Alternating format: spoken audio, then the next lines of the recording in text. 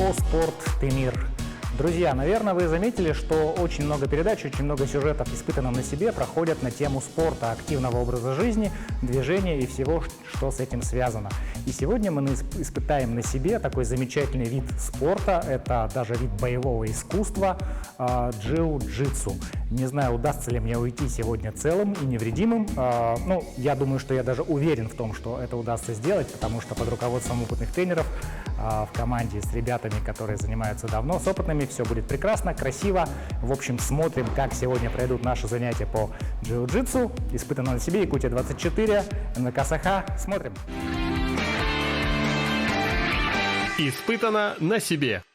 Одним из важнейших требований к любому виду боевого искусства это является правильная экипировка. Кимоно, пояс, может быть, какие-то еще дополнительные аксессуары. И сейчас, перед тем, как выйти на ковер, перед тем, как начать занятия, нужно будет обязательно это все на себя надеть.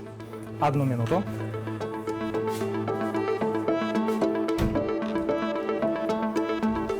Та-дам! Вот так примерно выглядит экипировка для ведения тренировок, для занятий джиу-джитсу. Правильно это я сделал или нет, сейчас мы узнаем и заодно поговорим с тренером, который сегодня будет посвящать нас в мир восточных единоборств. Идем. Так, держим. Этой стороной, да, оборачиваем. Угу. Смотрите, ребят, я сразу же неправильно завязал пояс, но оно, в принципе, не удивительно, потому что это происходит первый раз. Должен быть он вот таким образом. Так.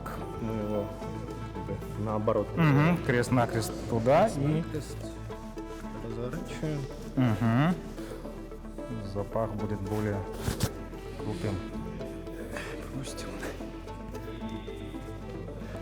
Смотрите, это целое искусство правильно завязать пояс, потому что, не побоюсь этого слова, от правильности завязанного пояса может зависеть успех или хотя бы какая-то часть этого успеха, правильно?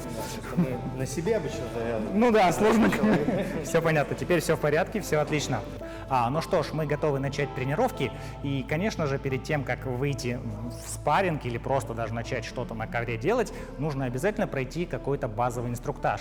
О технике безопасности, об истории единоборства, в целом о том, как это все происходит, мы поговорим сегодня с нашим сенсеем, с Ильей. Добрый день. Добрый день. Илья, немножечко о себе, какой у вас пояс, как давно вы занимаетесь этим? Я коричневый пояс, я начал заниматься 9 лет назад под руководством Сергея Зубарева, и вот я здесь. Я веду занятия в ноуги, то есть без кимоно, по пятницам. А Иван Пронин, наш главный инструктор, он тренирует в ги, то есть в кимоно. Это два основных раздела в джиу-джитсу, то есть мы тренируемся в шортах-футболках и в кимоно, более традиционно. Если говорить об истории единоборства, то джиу-джитсу бразильская, да, ну, сейчас называют есть ведь два вида джиу-джитсу: японская, каноничная, и бразильская. Да, есть... Что более канонично? Вообще, как ни странно, из названия следует, что джиу-джитсу, на самом деле оно произошло от дзюдо. В начале 20 века дзюдо было все еще только разделом джиу-джитсу, то есть школой джиу-джитсу, которую основал Дзигаро Кано. И сейчас, ну, более известно как бы под названием бразильское джиу-джитсу, но более справедливо, наверное, сейчас стоит говорить о современном джиу-джитсу. То есть современное и традиционное джиу-джитсу. Традиционное — это как бы японская реконструкция историческая, а современное джиу-джитсу — это вид спорта, такой же, как дзюдо, самбо, вольная борьба. То есть на самом деле борьба есть борьба. То есть единственное, что определяет какие-то границы, это правила, да, то, что вы можете делать, какие техники вам позволительно делать.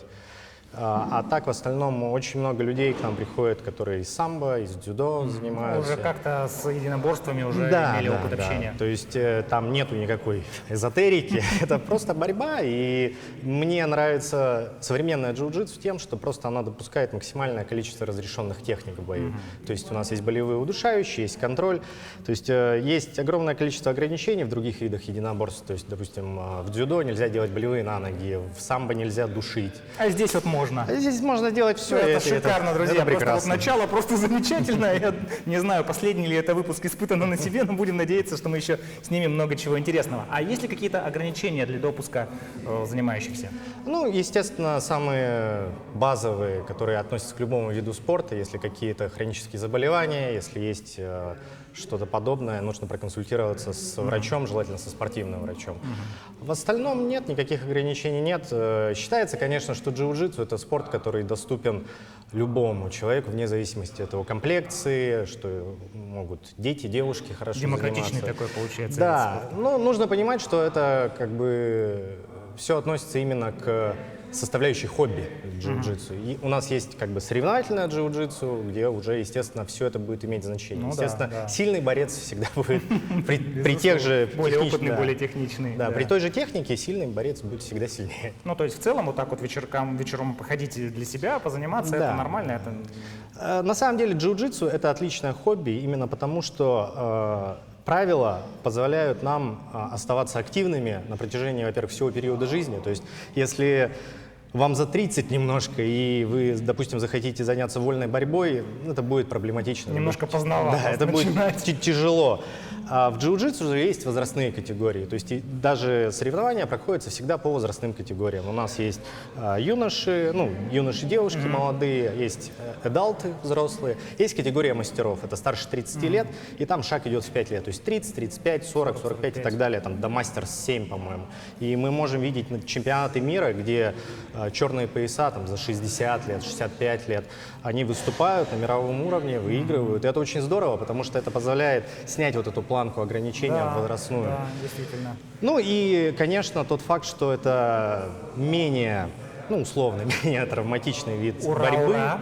Да, это позволяет после работы прийти, позаниматься, если вы не преследуете никаких спортивных амбиций, то просто получить удовольствие, как определенная форма фитнеса. И самое главное, на самом деле самое главное, что есть в джиу-джитсу, это то, что сейчас модно называть нетворкинг. Да? Это сообщество. Джиу-джитсу — это прекрасное сообщество, которое позволяет вам везде чувствовать себя как дома. То есть, когда вы путешествуете, вы можете прийти в любой стране, в любом Единомышленники городе. повсюду, Да, и по везде сути. единомышленники, и вы уже не будете чувствовать себя чужим в любом городе. И это очень здорово. То есть это, наверное, самое ценное в джиу-джитсу. Даже не только спортивные вот эти факторы, а именно социальный фактор, то, что это прекрасное хобби. Поэтому, да, я думаю, это очень здорово. Это замечательно, ну прям прекрасно, это настолько демократично, доступно, что мне уже хочется этим заниматься, не знаю, получится у меня или нет, но то, что вот этот вид спорта, вид хобби, можно так сказать, приемлем для любого возраста, для любого уровня подготовки и распространен по всему миру, это уже говорит о том, что это прекрасный спорт, и сейчас мы начнем им заниматься. А я думаю, что так, это вот с этим не надо так, мне страшно. Тут нечего бояться. На самом деле, да, то есть, Да. ну, Нужно страховка понимать- нас страхует, поэтому мы ничем не Да. рискуем. Самое важное, что нужно понимать, что джиу-джитсу, так как у нас большая часть борьбы происходит в партере, то есть на Да. земле, это очень неинтуитивно, и все равно это борьба, которая имеет достаточно высокий порог вхождения. То есть если вы начинаете заниматься джиу-джитсу, если у вас нет предыдущего опыта в борьбе, Конечно. первые полгода это все равно будет страдание, потому без что этого никак. да, нейронные связи еще должны возникнуть в мозге, и нужно к этим абсолютно нетипичным для повседневной жизни движениям привыкнуть. Поэтому очень много людей приходят с какой-то мыслью, что они покажут себя лучше, чем они есть. Ну Но да, на наверное. самом деле мы все здесь одинаково начинали. У нас есть очень атлетичные ребята, как Иван Пронинг, я вот не очень атлетичный человек. И мы все приходили, и когда начинали первые полгода, это все равно страдания, мы все одинаково в этом плохие. Это что и делает тоже джиу-джитсу прекрасным, то что ты очень легко можешь чувствовать свой прогресс. Ты чувствуешь, как ты развиваешься Да, день ото это дня, важно. месяц к месяцу. И это тоже дает нам очень много дофамина, очень много разгрузки психологической. Потому что на работе часто бывает, что мы Да, в какой-то конечно, безусловно. рутине погрязли, как будто стоим на одном месте. Конечно. А джиу-джитсу дает нам возможность Ну, это ощутить... просто выход не Да. только из зоны комфорта, а вообще вход в зону кайфа, так сказать. Да, это ощущение того, что ты растешь над Да, собой. И это вот, наверное, как хобби, если мы говорим именно о джиу-джитсу как о хобби, это вот тоже очень ценный фактор. Вообще прекрасно, просто здорово. Ну что ж, с чего обычно начинается занятие для новичков? Наверняка есть какая-то разминка, которая Да. безболезненная. Сперва мы всегда разогреваем суставы все наши. Так. То есть от самых маленьких кисти, пальцы, локти, плечи, колени. То есть мы просто делаем вращательные движения где-то по 10-15 раз, просто чтобы у нас кровоток разогнался. После чего у нас обычно начинаются дриллы, так называемые. То есть это отработка тех действий, которые мы используем в борьбе, но на несопротивляющемся оппоненте. То есть у нас есть человек, допустим... Кто у нас будет сегодня? Допустим, Сергей. Человек, допустим. Или, Ваня, ты дриллы покажешь?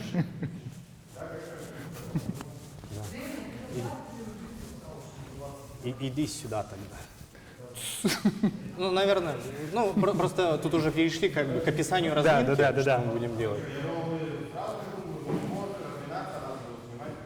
Можно, вот сейчас начнется занятие, можно, в принципе, просто посмотреть. Да, давайте сделаем так. То есть вы разогрели суставы, и сейчас начнется тренировка, и вы своими глазами увидите, как это происходит, и в какой-то момент можно будет включиться.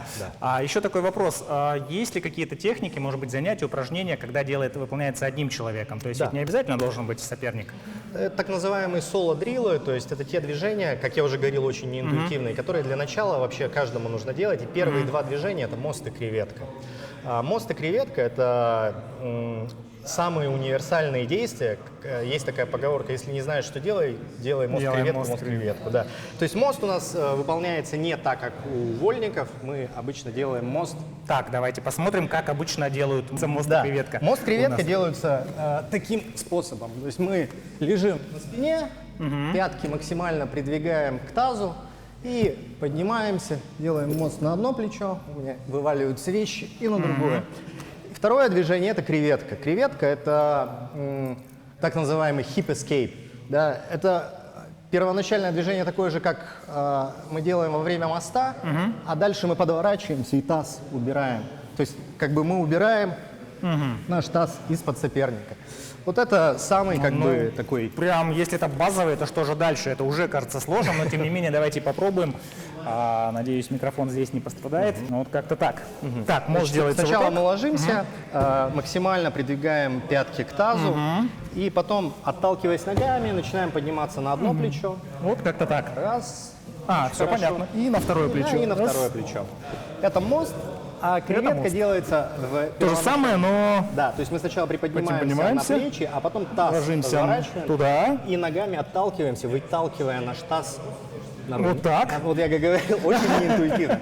Вообще не интуитивно. Мы стараемся пятки держать на одном месте, то есть на одной точке. Разворачиваем и когда мы таз. поднимаем таз, начинаем ногами отталкиваться, чтобы наш таз туда уехал. В бок. Вот так вот. Еще. Да. То есть у нас две точки опоры, то есть, пятка и плечо. Все, понял. Соответственно, в ту же сторону, в другую сторону также. Отталкиваемся ногами, вот так. Да. Вау! Вот это первые два движения, которые нужно сделать. Да, изучить, когда мы изучаем современное бразильское джиу-джитсу. Так, прикольно. Да. Также, Класс. естественно, самостраховки всевозможные. Но, в принципе, это все из дзюдо, как бы достаточно классические самостраховки. То есть, когда мы падаем, стараемся всегда подбородок прижимать к груди, чтобы не удариться затылком. И когда мы падаем, мы стараемся отработать хлопком, то есть руками бьем по мату в момент приземления. И когда мы падаем, мы чуть-чуть подгинаем колени, чтобы... Это происходит интуитивно или все-таки нужна какая-то тренировка, чтобы правильно упасть? Ну, естественно, это все, да, как любые соло-дриллы, они нарабатываются со временем. Нужна. То есть, да, организм должен привыкнуть к этим движениям. А так в целом, то есть в самбо, в дзюдо это все одинаково. В целом ничего сложного нет, да. получается. Так. То есть в одиночку, конечно, человек может отрабатывать какие-то движения там, из проходов, уже из движений, но я бы сказал, что, конечно, это... Ну, может быть, не так эффективно, как в других видах спорта. Все-таки у нас это борьба, поэтому нам нужен партнер. Поэтому на самом деле очень интересное наблюдение, что все топовые чемпионы мира, которые есть, как правило, это люди, у которых есть братья, ну или сестры. На которых они отрабатывали мастерство. То есть это братья Рутола, братья Мияо. То есть вот все чемпионы обычно какие-то братья. Ну или вот видимо, судьба такая у братьев. Принять участие в становлении, в росте чемпиона. Ну, если нет брата, можно всегда прийти в секцию. Есть дети, жены, соседи какие-то. Обычно они не рады друзья. этому, но... Ну что ж, заниматься надо, нужно повышать свое мастерство. Так, что ж, ладно, следующий этап после разогрева, после моста и креветки. Можно идем перейти, да, к началу тренировки. Прекрасно. Испытано на себе. Ну что ж, друзья, мы посмотрели, как ребята занимаются, точнее, сейчас мы смотрим. На вид это очень больно, очень страшно, но я думаю, что главное начать, и в какой-то момент даже, может быть, начнешь получать от этого удовольствие. Я не знаю, сейчас мы это проверим, но на первый взгляд выглядит страшно. Итак, что мы делаем? Рассказывайте, показывайте. Меня можно бить. Нет, не совсем, да. Чуть-чуть, еще 2 минутки, я разомнусь. Да, конечно, нужно обязательно размяться. Мы начали разминку с мелких суставов. Это пальчики, это кулаки, это локти. Сейчас мы сделаем такую чуть более разминочную разминку, потому что не хотелось бы, чтобы что-то щелкнуло в самый неподходящий момент. Ну, посмотрим, как это будет. Надеюсь, что для новичков есть какие-то щадящие движения, щадящие болевые захваты, да, болевые приемы, слабоудушающие, Лучше малоломающие. сразу кольца Поснимать, да? Да, Так, все снимать. У кого есть пирсинг, обязательно снимаем, заклеиваем. То есть у девушек, если уши проколоты, тоже обязательно. Так, друзья, я пойду сниму это. Потому что последнее, что вы хотите, зацепиться чем-нибудь во время борьбы, чтобы вам это оторвали. Отпрыгиваем, поднимаем одну свою ногу, укладываем ее сверху нашего бедра, начинаем проталкиваться сюда тазом, разворачиваемся, сразу же встаем, да? В одну ногу, да? Сюда и грузить таз. И последнее, немножко с акробатикой, да? Подсели, подхватили ноги, уперли руки в пол, головой упираемся, делаем шаг, встаем на свои носочки, на свои пальцы и подворачиваемся к его ногам. Да? Перехватились, взяли, прыгнули, снова развернулись. Приставным шагом. Так, вот так. Мы стараемся толкнуть ноги Тебе к нужно груди. толкать меня А, сюда, толкаем сюда? Опа. Там они проваливаются. Опа. То есть заставляешь меня туда. их. Чтобы... Надо, чтобы я хотел их выпрямить. Ага, понятно. Когда чувствую усилие, Да, начинаю да. ты. Да.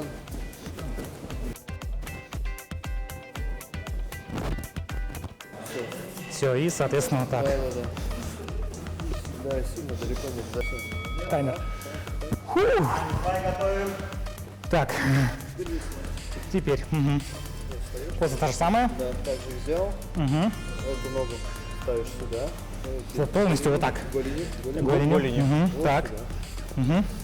Всё, теперь ты должен взять здесь, эту ногу прокатить, как на катке. Вот так. Шим, да. Хоп, сюда. Ты накрываешь боковым контролем. А, вот так, типа, да? Ну, как бы голенью разрезаем бедро. Разрезаем, ага, все понял. Скользящее движение. должно Да, быть. да. Проскальзываем по бедру Так, соперника. ладно, своей давай голенью. пробуем. Так, сюда. Так. Эту руку старайся под Так. руку. Вот так взять. И вот сюда. Вот. Вот так. Вот здесь хорошо. Вот вот так. Встаем. Ага. Так. Вот видите, я уже похудел, с меня спадают штаны. Так, голень, разрез. Сюда. Вот так. Нога остается. А, да-да-да. Да-да-да. Второй Вот подшагиваем. здесь шаг сюда. Все, соответственно, так. Подтягиваем. Ногой шагаем. База остается примерно так же Ага. у таза. Так, берем эту ногу. Сюда. А, вот То так есть вот. мы остаемся стоять как есть, просто ноги на одну Просто сторону, вытягиваем. на другую сторону. Так, шагаю сюда. Да, садимся на колени вот сюда, колено соперника, обхватываем рукой сверху ноги соперника. Правой рукой, да, можно? Да, макушкой упираемся сюда, Блин. ставим сюда. И теперь самое сложное — это свой таз кинуть под 45 градусов вот сюда, чтобы ноги вот сюда. Интересно, это вообще возможно? Так, то есть я делаю кувырок, упираясь сюда головой. Теперь поднимаешь так, толкаешь ногами, падай на меня. Вот, и на носочек, да. И теперь разворачиваем, собственно, ноги не отрываем. Ага, короче, так. Да. Теперь, видишь, ты оказался с этой стороны. Еще раз берешь. Соответственно, беру макушкой сюда. И поднимается таз и прыжок. Ага. И туда сразу закручиваем. И вот так. Только не перед ногами, А, сюда, ага, до ног. И сразу же оказываешься в этой позиции. Только уже подает, ага. Так. Ага, хватаем. Макушка, таз. Оп. и туда к ногам. Фу, вау. Да, прям погрелись. Фух. Все, тут боль, да?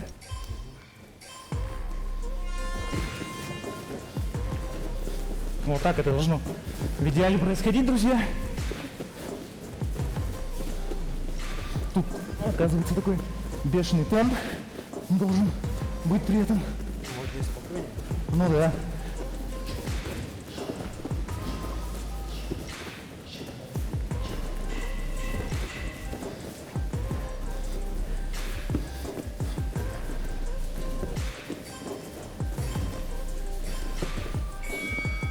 Даже не знаю, что сложнее, друзья, но это просто адский труд. То есть, ну, вообще, любой спорт — это, конечно, труд, в первую очередь, над самим собой.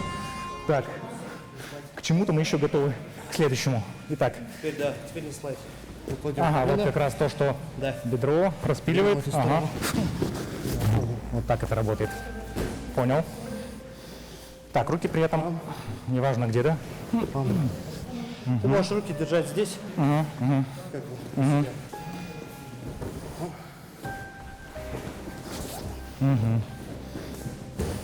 В общем-то, то, что мы сейчас сделаем, проход гарда так называемый. Гард — это любая ситуация, когда мы ногами контролируем нашего соперника. И сейчас мы практикуем проход гарда. То Так, есть вот сейчас будет страшно, друзья. Опа, вот это да. Вау. Я слышу стоны.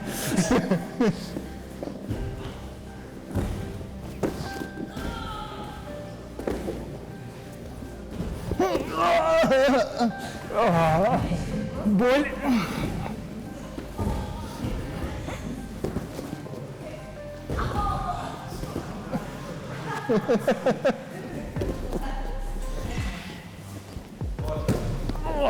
Да, боль.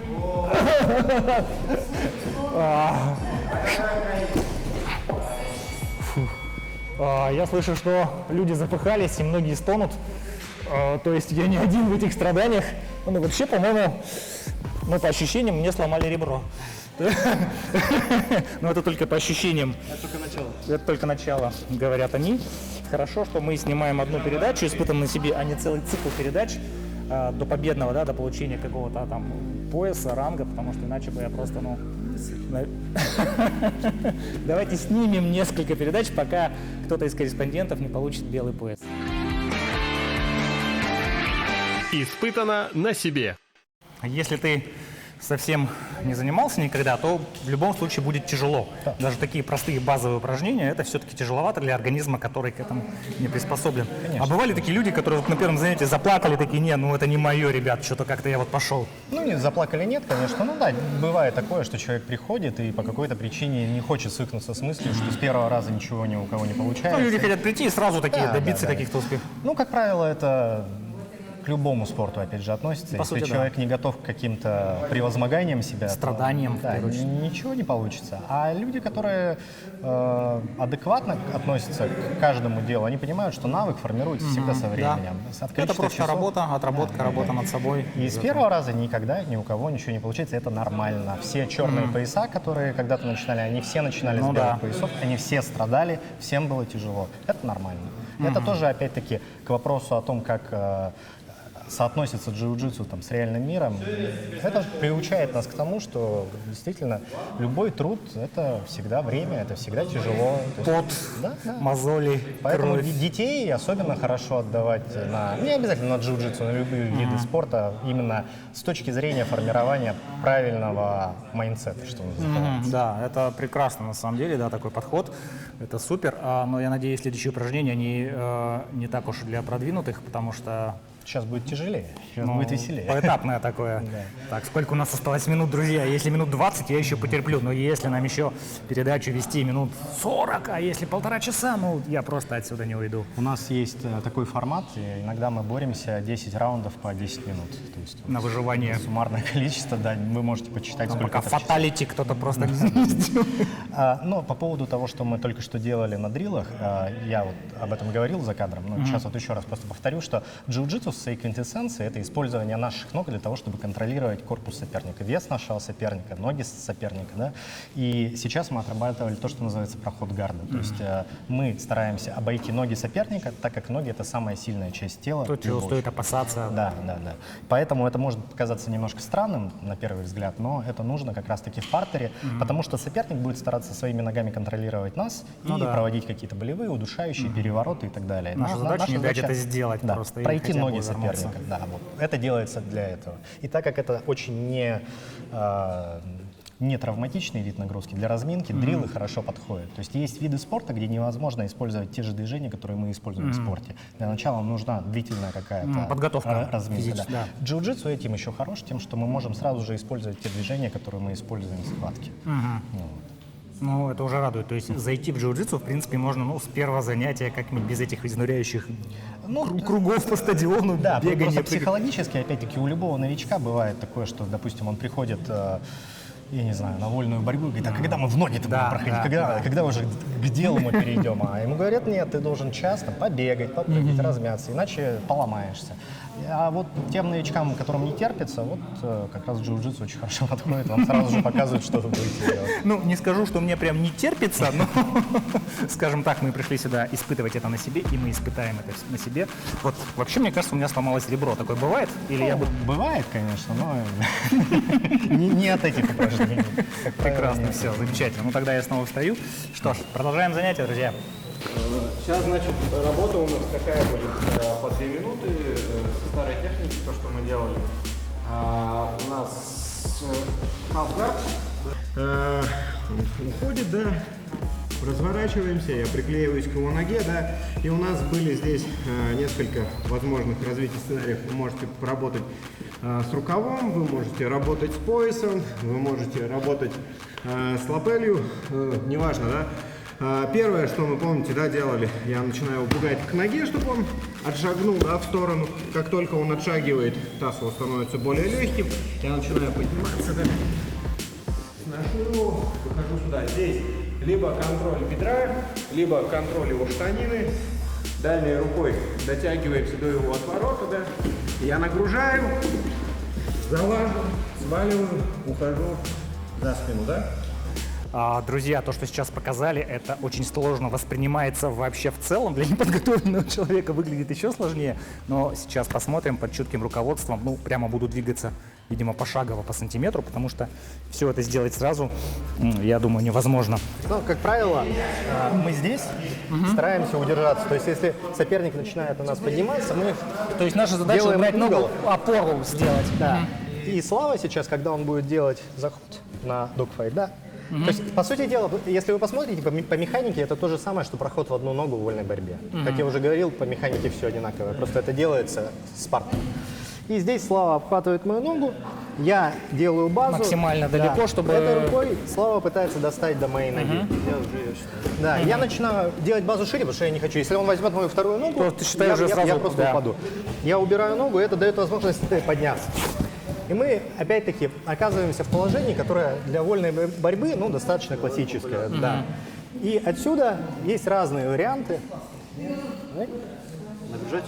Ну, аккуратно только. То есть я нагружаю, я могу отсюда брать здесь и отсюда уже уходить. Только не прыгай на меня. Да-да-да.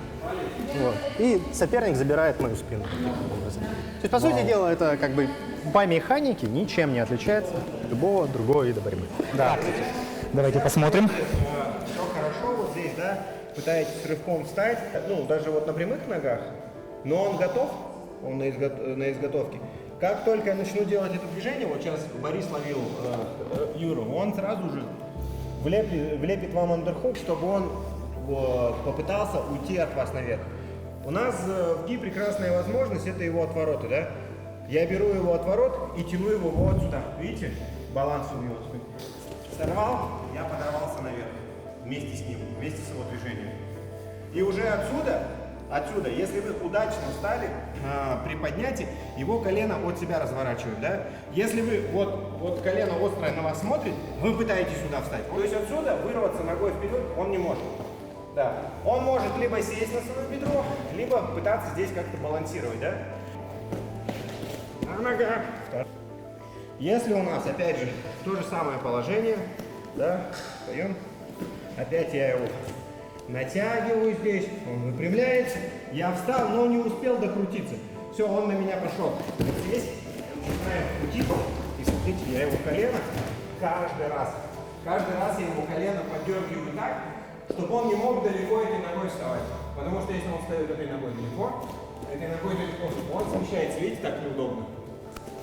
И он хочет этой ногой быть ближе. То есть я сюда делаю, и мы его сваливаем, да? Я уже становлюсь сверху. У меня уже бедро повернуто. Я здесь, я начинаю отступать назад, чтобы он не подхватил. Да. И здесь у него уже спина, да? Вот отлично. Друзья, я думаю, мы сейчас немножечко посмотрим, мне нужен небольшой тайм-аут, немножечко посмотрим, как ребята профессионально занимаются. Это будет выглядеть очень красиво, очень зрелищно. Давайте насладимся этими профессионалами.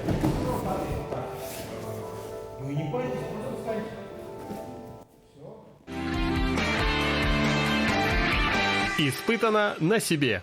Сейчас у нас вольная борьба, точнее как, сейчас у нас свободная борьба. С Евгения мы сняли микрофон, чтобы он не сломался.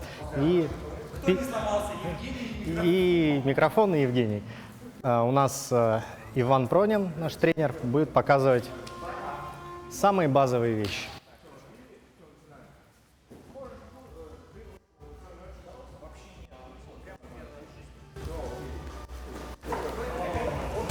Аккуратно.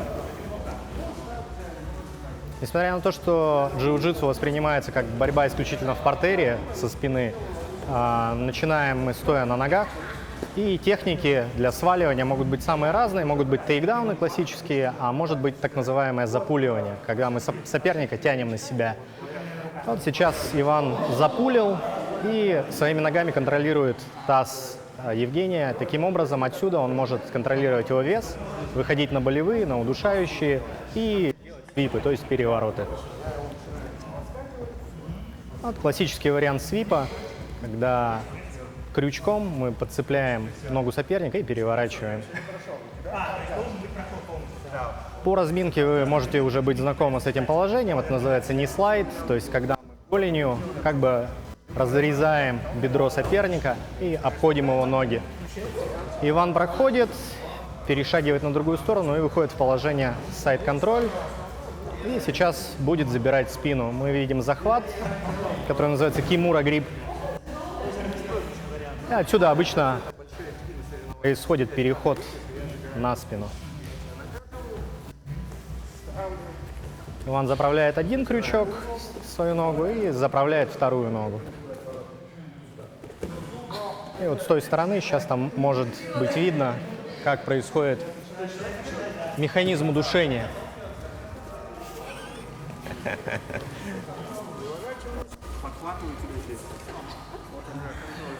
Иван контролирует ногу, берет отворот и производит удушение, которое называется лук и стрелы. То есть как будто мы натягиваем лук, тремя пальцами держим отворот и отворотом кимоно душим нашего соперника.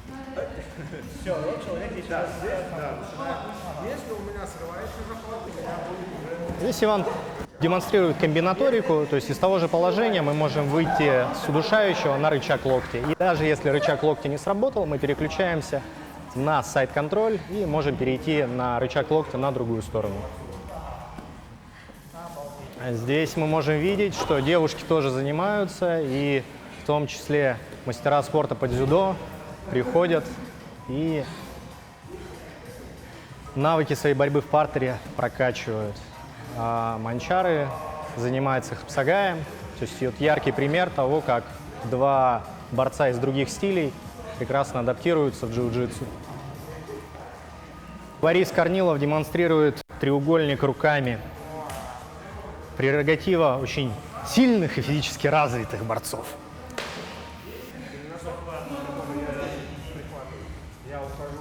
Иван показывает выход на защемление ахилла и с положения 50-50. То есть болевые на ноги – это один из таких факторов, которые отличают джиу-джитсу от других видов спорта и роднит самбо. Болевые на ноги, в особенности в современном джиу-джитсу, очень активно используются.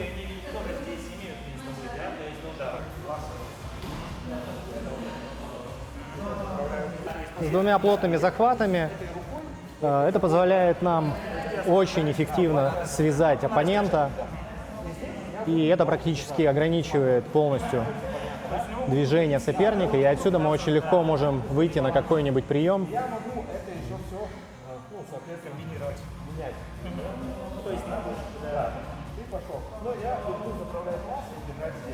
То есть тогда вообще противник ничего сделать по сути не может. Сейчас туда будет падать.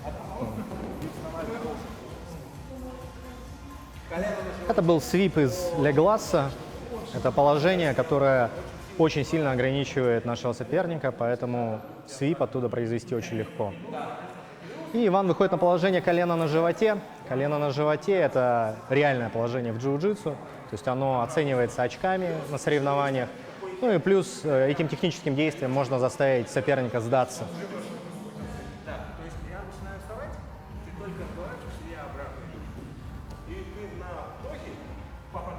Здесь Иван показывает, как можно очень легко сбивать дыхание соперника положением колена на животе. Иван использует кроссфейс, то есть начинает своим плечом воздействовать на шею Евгения. И это позволяет нам из положения бокового удержания душить нашего соперника, вплоть до того, чтобы он сдался.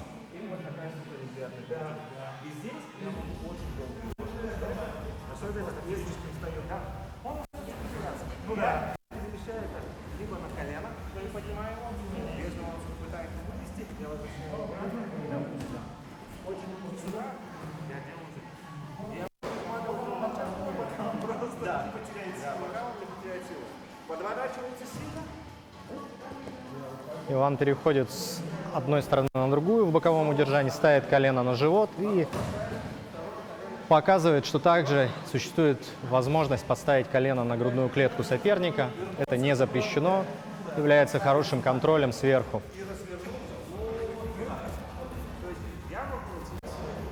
Иван выходит на положение, которое называется S-mount, то есть когда ноги у нас в положении буквы S. И отсюда есть разные варианты также развития событий, как можно как выйти на болевой удушающий, или можно восстановиться на контроль. Чтобы ты понимал, черные пояса борются 10 минут.